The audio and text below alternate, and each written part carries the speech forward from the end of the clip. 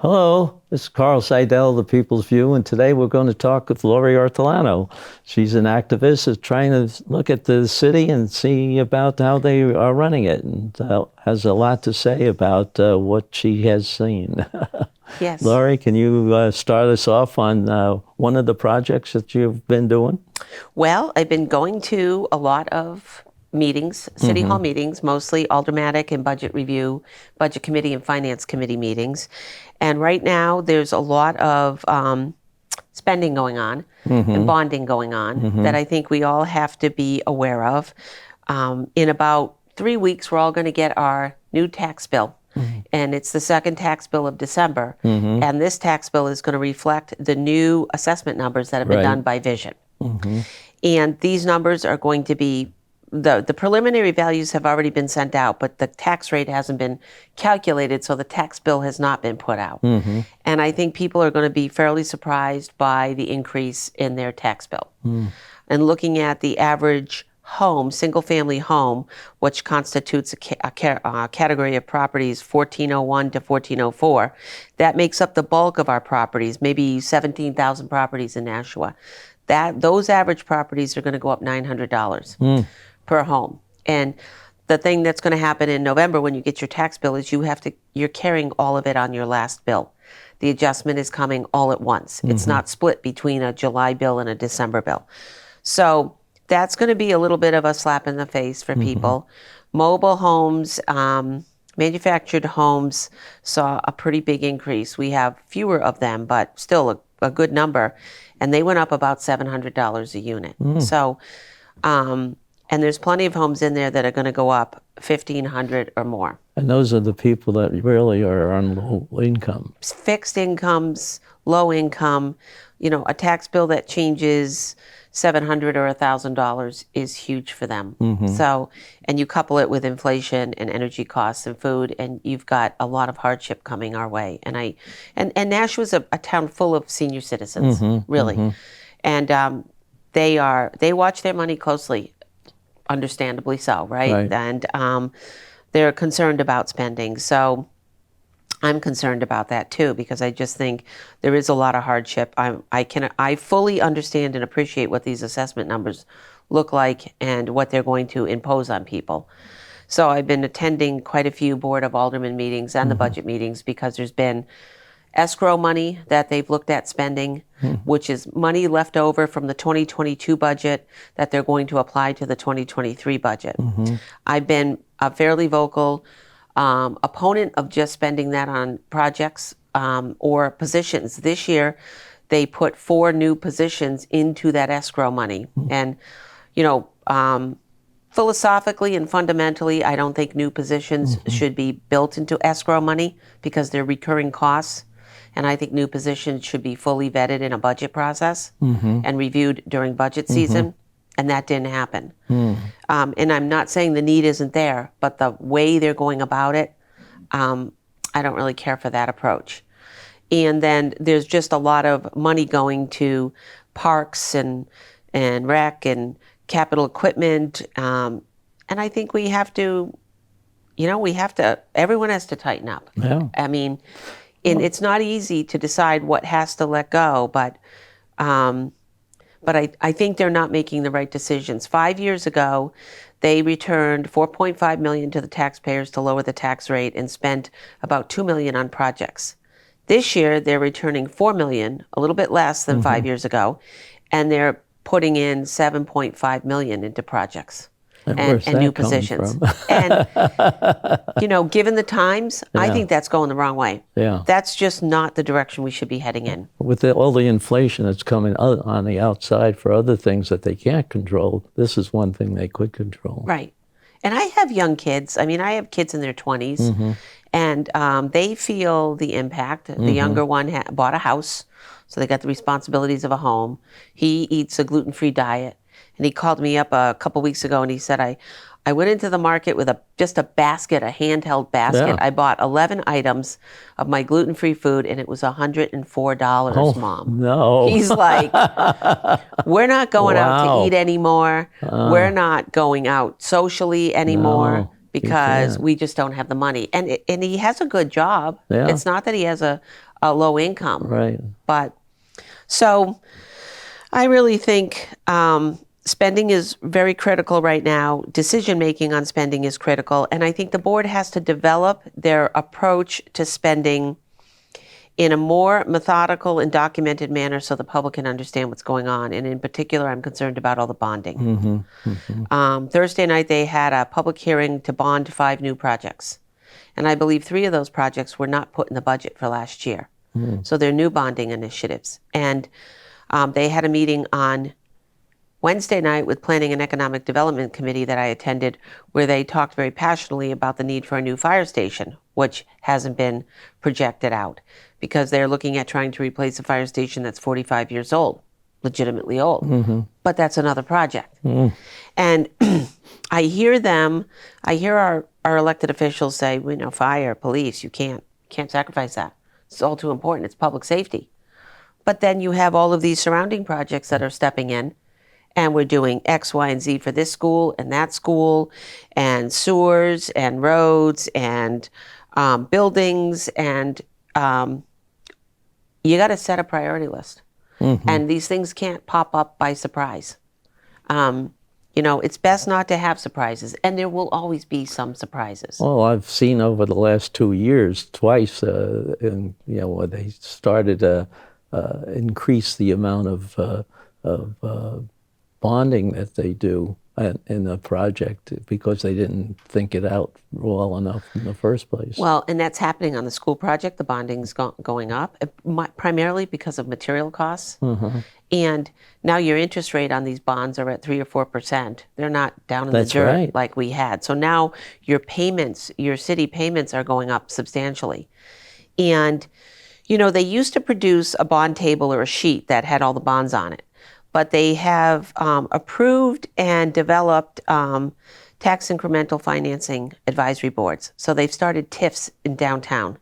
So the board approved TIF programs, tax incremental financing programs, for downtown Nashua. And it allows them to take tax revenue from incremental changes in the assessments and apportion it to a fund that is specifically to spend money downtown. So they have 2 TIFs. Now, they've had a TIF for the Riverfront project for a while, but they expanded across the street from Peddler's Daughter across the street into a large area that they scooped those properties up and put them into the TIF for a tax incremental finance district for Riverfront. Then last year they formed another TIF, 2 years ago, I believe, for School Street. And that includes sort of a zigzag of properties that captures the art center and the new High Street Flats 7-story or 5-story apartment building going in over by the Ace Hardware store, over on that block, with the underground parking that the city controls. So the High Street Flats project, tax money from that will be captured, as well as the art center. So that will create another pot of money that they can focus on spending downtown within that district. So, and right now, sometimes the administration will say, we're going to use TIF money, not taxpayer money. TIF money is taxpayer money. It's the tax money that is simply being, now, if we didn't have these TIFs, this would all be appropriations to spend in the budget across the entire city. Right. But now they've apportioned it off in 2 separate districts for downtown. It is certainly our money. And it's certainly tax money. And to some extent, it drives costs up in other projects or presents a little bit of a shell game, isn't it? It's a shell game, and it's got to be well done. It's got to be accountable. They've just started building money in these. They've got, some millions of dollars in there now, but they're not going to, they have the authority to reallocate it back to the general fund or to just a general apportioned money. But I don't anticipate they're going to do that anytime soon because they're trying to make a major drive and initiative to revamp and change downtown. The Art Center is just one piece. The Riverfront project is another piece. And there's older streets that are, coming up. They've got the Bronstein development going in, which is 250 low-income housing units. It went from 47 to 250. You got a lot of changes happening down there. You think they bit off a little bit more than they could chew? I'm concerned because, and I'll tell you, the biggest issue for the city is maintaining all of your buildings and your Yeah, infrastructure. right. And yet we're building a lot more infrastructure. And you can do that on the premise that that infrastructure is going to generate a lot of tax dollars or income that will support itself. But I'm not 100% certain that's really true. Because we also, it seems like in a lot of projects, we give good deals to developers, a 10-year tax break. Yeah. Lease this for $1 for 5 years. So we have all these initiatives that reduce the tax burden. It's not like the single family home paying their tax bill. And I'm unable to appreciate how those deals affect the total pot of money because I don't think the administration is sharing enough information with the public. It sounds to me like they don't even do it to themselves to make sure they understand it thoroughly enough. They don't. So this bond schedule and the bond table, historically they've had a single document that lists all the bonds. Well, now the bond schedule does not list all the bonds because if the bonded money is being paid out of those two separate TIF accounts, it's not put in the bond table. It shifts to the other ones. And so we have a bond for $2.5 million for the Art Center. We have a bond in part for a parking garage to support the Art Center. When you look at the bond table, they're not on there. Both of them? No. And it turns out that's because they're in the TIF account, moved over to another area. So I don't like that because I like everything in one spot. And I feel for aldermen, to make it simple for elected people, it all has to be presented there. And the administration has to be very clear, if it isn't, that this is excluding, $25 million of bond money is held over here, that tax dollars are being used to pay for it. See, in their mind, they throw it over to these TIF districts and they say, well, that's TIF money. But that's not coming from the taxpayers. Oh, yes, it is. It's the tax dollars.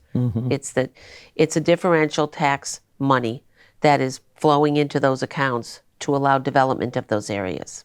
So, and I think it's made it very challenging for new board members to come on and understand how money is allocated and how money is accounted for. I would like to see the board at every meeting, when they're voting to spend money, I would like to see that agenda come out, and on the agenda, if there's a monetary item, it states budgeted or not budgeted. Let's start tracking the amount of spending we're doing that was not budgeted. And let's see how well we're doing in creating our budgets to be upfront on what's going on. And it was mentioned at a meeting last week that, we had an unbudgeted expense of, $40,000 or $50,000 because the Hunt building, the old Hunt building, the furnace failed. And we didn't anticipate that. But in truth, if a furnace is 30 years old, you really do have to budget for that. And don't they have a fund for capital? They didn't put it in. It wasn't budgeted. You would think that there's money there in the capital equipment to cover that, but they had to come in and spend that, and they pulled that out separate. And part of me says that's all part of that infrastructure money that we should be planning for. And when we say these are surprises we didn't anticipate, a 30 or 40-year-old furnace failed, I think we should have anticipated that. It was going to happen. I think some of the fire department, the police department have a capital fund for things they don't. We do, and we have the SURF fund, the Capital Equipment Reserve Fund. They call it SURF, Right? And that's a pretty big fund, and that does cover, equipment. But I will tell you, it covers mostly. I mean, the heaviest equipment area is DPW. DPW, Department of Public Works, has a lot of equipment involved in it. And that is the city's infrastructure department, essentially. So a lot of SURF money is going to DPW projects, as well as some other smaller things. But they do have that reserve. They do, but they didn't allocate it from that. They took, separate money and came forward and said, we need to fund this separately. This is what we need. The other thing is, as they're approving spending now, I think they should be paying attention to their quarterly budgets. We've closed down Q1 for 2023. I think that the spending rate for Q1 for 2023 was quite low because we have a lot of positions open that have not been filled. positions are the big part of the budget. Now, our budget is $302 million, appropriated for taxes like $260, but $302. So quarterly, you have a spend rate of about $75 million. And I know it's not linear and uniform, because when the bonds get paid affects that, when the bond payouts go in, but about $75 million. And I would say Q1, I don't know, maybe we spent 55 or 60. We're well below the 75 million. And a lot of that is driven by positions that are open. I think there's like 35 open positions. And the administrative service director left 2 weeks ago. She's gone. Miss Kleiner left and left the city. That's a big top position that opened up with a lot of departments. The mayor is recommending that the economic development director, Tim Cummings, take that position. And they're now posting internally to try and find another economic development director. I don't know that that's really going to be, located internally. And they'll have to go outside to hire that position and look. But those are big positions. Definitely. So I think the board should be mindful of quarterly spending. And It's a quicker way of finding a problem, I think, if you're doing. for sure. And I think sometimes you want to avoid problems. Yeah, for sure. For sure. So, and I think citizens have to, I'm hoping they get more involved. Right to their ward alderman, right to the board.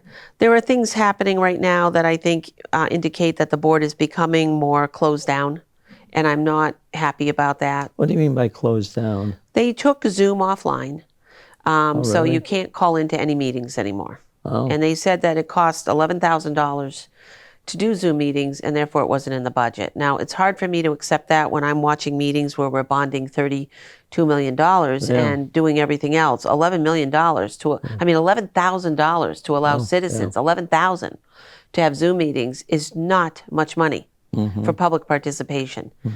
They they have a section in the agenda that's always been called correspondence from the community. So if you sent a letter to the Board of Aldermen, the entire board itself, it's a public record. And they would put those in the packet as communications from the public. The president elected to eliminate that section of the agenda, so they no longer place communications in the board packet. Really? No more. So the public can't see what's coming in. You have to write to know that. You have to put in a right to know to get those BOA emails.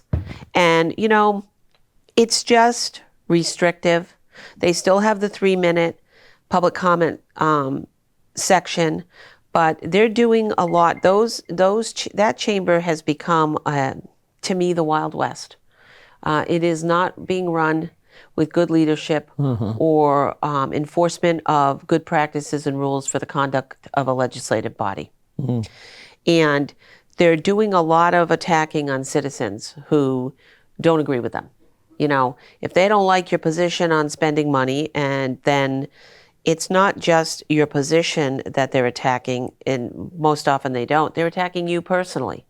And that type of personal approach to addressing, any issue with the city is not helpful. It's supposed to be a nonpartisan city. It's supposed to be a polite operation. It's supposed to be polite, and it's turned into, anyone can say anything. These aldermen are using alderman comments at the end of the meeting. Oh, really? They have alderman comments at the end of the meeting, and that's been on the agenda a long time. Now, typically, historically, my view, when I went 4 years ago, that section of the agenda was what I would call the feel-good time. Alderman would say, I attended a party, a downtown party. I went to, a cultural fair in Greeley Park. It was super fun and wonderful. I went to the senior center for a fundraiser, had a great time. You went around the table and you talked about something pleasant. Now you go around the table and they talk about the citizens they don't like. They read letters into the record. They complain about people who don't want to spend money. It's just a personal attack time. And some more than others are doing it repeatedly. And I think that has to be called to check. You need to get back to what alderman comments used to be. Yeah. And the problem is the aldermen are granted, they're public elected people. they have access to a public podium and microphone. The citizen comes in and gets 3 minutes, which often, sometimes if you're in a meeting where the agenda is, 3 pages long, and you want to talk about 4 things, you got to be an auctioneer up there. You're going through it. Right. And unfortunately, a lot of people aren't auctioneers, No. and they shouldn't have to be. But you got to be an auctioneer. And you get your stuff out on the table, and you sit down, and you're told 30 seconds, done. Yeah. Buzzer beeps, you're off the air. And then the aldermen come along and want to comment to your comments, and they get 7, 8, 9 minutes. And they say a lot of things that aren't relative to your comments, but relative to you. And then there's no forum for you to stand up and say, hey, I don't like that personal statement. I don't like what you're putting out here. I don't want that done. Now, I've written to the president several times where I've asked for extended time from 3 minutes because of 7 or 8 minute diatribes that an alderman did. And I felt misrepresenting something I said. She will not grant me that time. You don't get it. Even if they allocate 15 minutes for public comment, you go to a meeting and 2 people comment and 6 minutes been used. If you asked for additional time, the answer is always no. Has they ever talked about having a separate meeting for listening to the... They should do it. Manchester does it. Yeah. Manchester has separate community meetings. Oh. I know boards up in the State House that have a public meeting every year that is only for public comment. Yeah. You go and you talk about things you want to talk about. Right. There's all kinds of public hearings available that are really designed for public comment. Most committees have something like that. They don't do it, and they're not interested. We always go out, and in fact, some of them actually have meetings, separate areas around the state. Yes.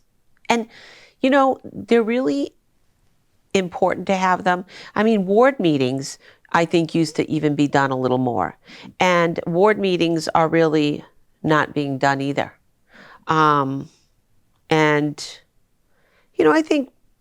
I think citizens are somewhat frustrated by the direction of government. I do. And, I consider myself a pretty independent person. I feel I'm financially responsible. I care about how money is spent, and I care about the greater good of how that money is spent. It's not my individual preference, but it's our collective viewpoints that matter. And I find myself becoming more and more unaffiliated with party because I just want to address the issue. And so there's still far too much party attacking going on. I mean, watch the news now, and we've got this election coming up. It's pretty brutal. I agree. Yeah, some of the talk that's going back. The ads are terrible. Yeah. They're not encouraging And when you vote at the state level. They're half-truths, too. Both sides. Yeah. Both sides. Yeah. You can't believe either side in what they're saying and how they're targeting their candidate or the opposing candidate with, their bombastic statements of what's the rhetoric of what's not right. You can't believe it. So, there's a lot of people that do believe it. That's true, because they just take it for what it is. But I think Nashua still needs a rebalancing. Yeah. I think our whole... For me, I'm passionate about rebalancing Nashua. I don't think a single party system has served us well. And I really think we're represented by more than that.